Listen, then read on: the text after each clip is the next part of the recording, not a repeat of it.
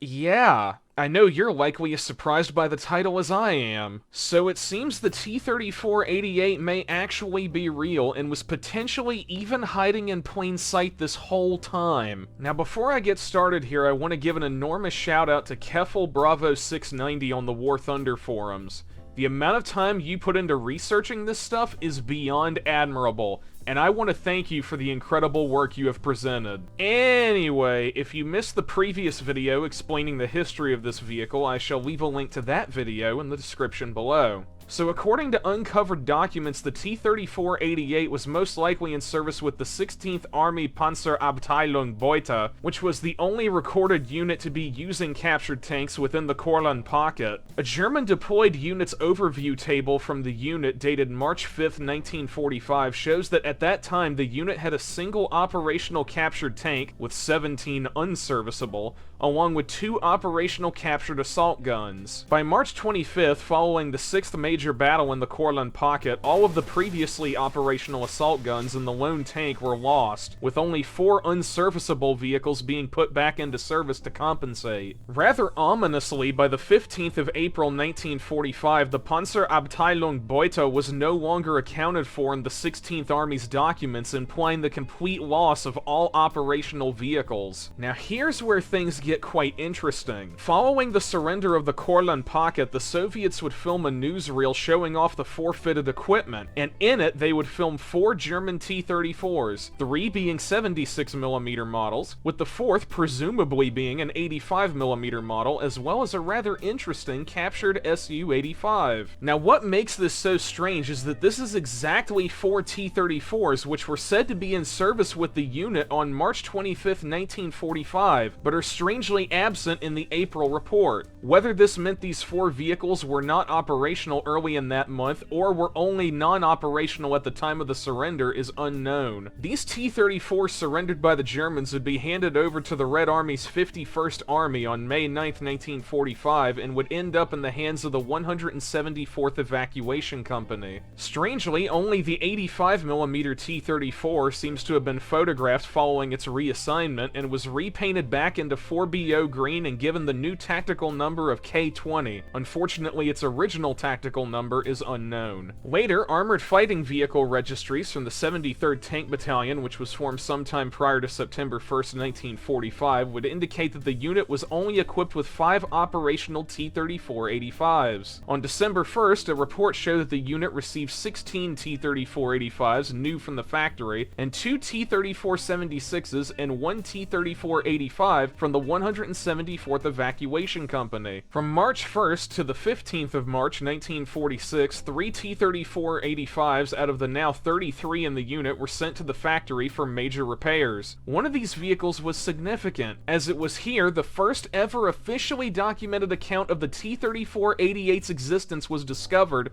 and is even addressed by name as such. In fact, a report filed on June 15, 1946 now even featured a separate column specifically for the vehicle titled T-34-88mm.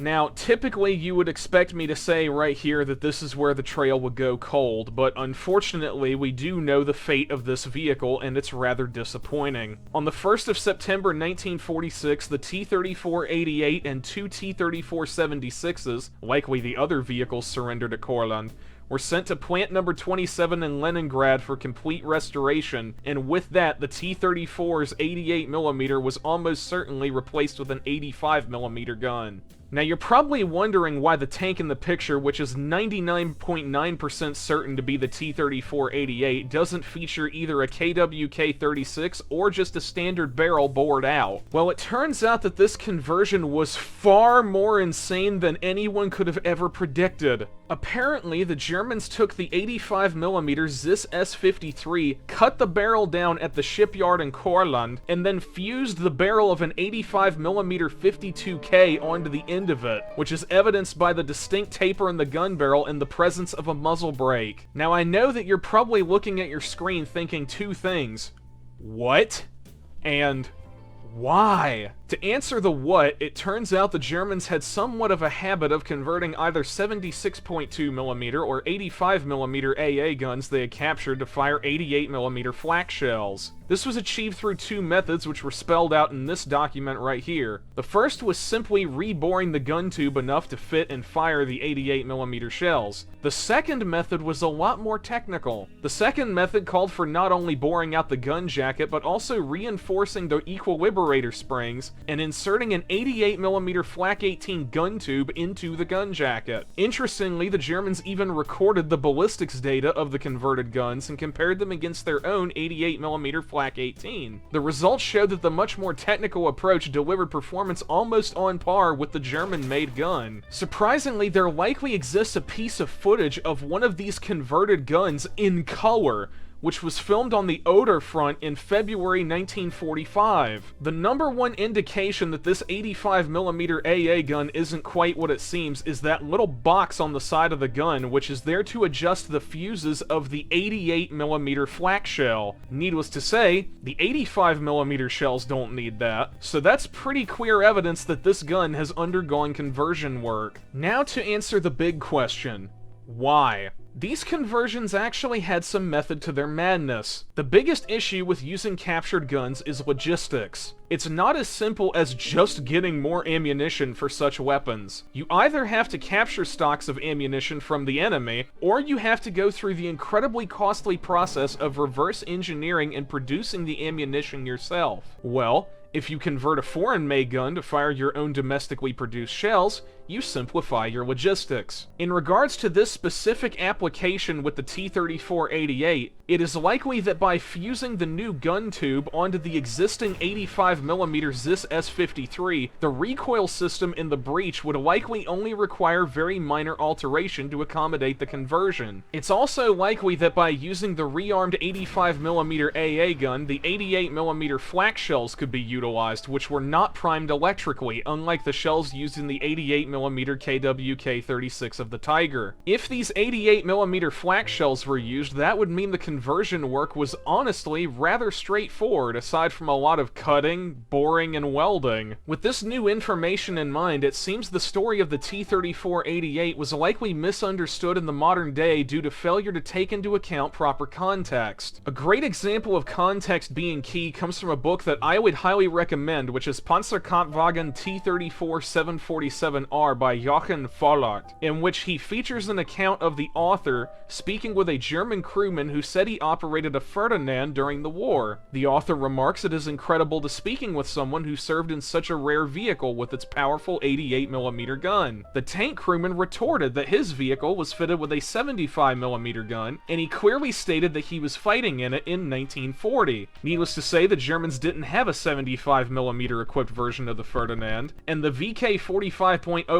chassis that it used wasn't even in the concept phase yet. The author quickly dismissed the tank crewman's account as him misremembering the designation after so many years. Later, this same tank crewman invited the author to come look at some photos that he had taken during the war, and one of the photos was that of a Panzer IV in its French campaign markings with the name Ferdinand emblazoned in broad letters on the hull side. The author proceeds to point out how first-hand accounts can clash with hard facts when care is not taken in appreciating the situation. For instance, hexagonal turret-equipped T-34s were identified in many German records during the war as T-43s. Now, despite sharing the same designation as an unknown to German forces T-34 replacement prototype, the name T-43 simply allowed the German troops in the field to quickly identify the different model T-34s with ease. In the modern day, hearing a German soldier reminiscing of his encounters with T-43s may sound like nonsense, but it made perfect sense to those who were there at the time. I also want to point out that Wolfgang Kloth never expressed exactly what the conversion method was. For everyone who was in those shipyards at the time, they likely knew how the conversion was done, but it never really stood out as anything very important to them. All they cared about was whether the vehicle would be in combat next week or not. Now right here is where I'm going to potentially make some people very angry.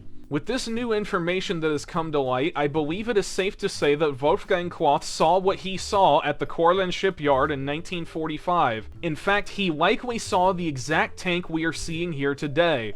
The proof is pretty much overwhelming at this point, and I want to point out that this whole fiasco goes to prove something. Don't be so dismissive of eyewitness accounts. We like to think that we know everything in the modern day, and that we are somehow smarter than those who actually lived it. I hope that this goes to prove that in reality, we still don't know a whole lot. Now, one of the most interesting things to come out of this whole situation is the prospect that many other accounts that were previously dismissed as hogwash now have the potential of being proven real one day. But I must say, the most shocking thing to come out of all the attention the T-34-88 has been getting is the potential of conversions that nobody, not even eyewitnesses, have mentioned. In the same footage from the Courland surrender, we catch a glimpse of a rather dilapidated but still recognizable Su-85. However, upon closer inspection, the barrel has the same distinct taper as the T-34-88 and is even still fitted with a muzzle brake. This potentially points to the existence of an Su-88 alongside the T-34-88. Honestly, who knows at this point? One day records may surface showing Kampfgruppe Kainas did have a T-34 with an 88mm flat gun fitted in the turret race. Or we may see even more bizarre conversions surface. Only time will tell, really.